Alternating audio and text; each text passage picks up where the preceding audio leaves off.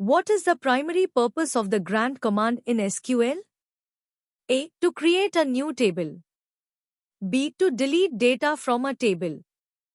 C. To give users access privileges. D. To update table data.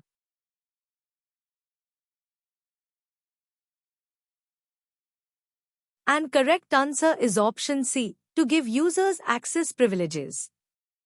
Grant command is used to give access privileges to the users or other rights or opportunities for the database. This command also allows users to grant permissions to other users too. What does the revoke command do in SQL? A. Adds new user accounts. B. Removes specific access privileges from users. C. Deletes tables. D. Inserts data.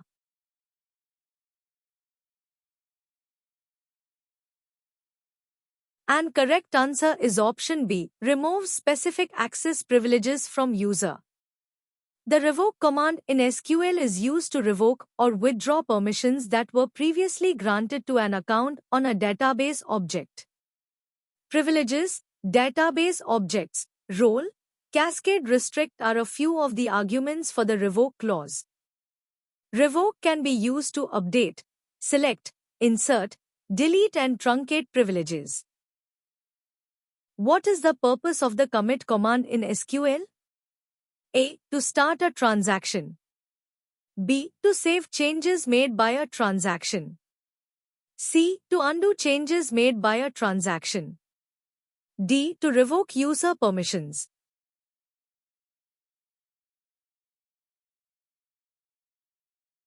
And correct answer is option B. To save changes made by a transaction.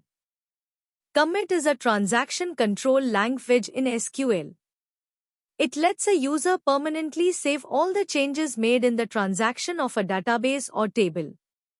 Once you execute the commit, the database cannot go back to its previous state in any case. What does the rollback command do in a transaction? A. Starts a new transaction. B. Saves the transaction changes. C. Restores the database to the state before the transaction started. D. Grants user permissions.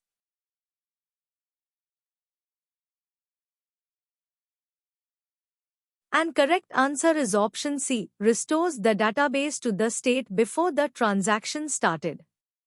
The rollback command in a transaction undoes all data changes made since the start of the transaction or save point. It also frees up resources held by the transaction.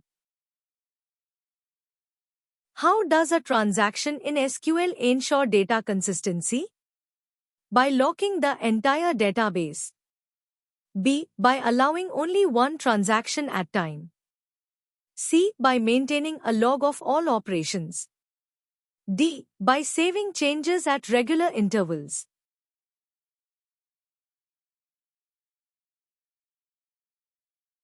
And correct answer is option C. By maintaining a log of all operations.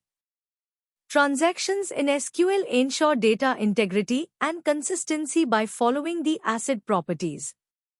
Atomicity guarantees that all operations within a transaction are completed successfully or none at all.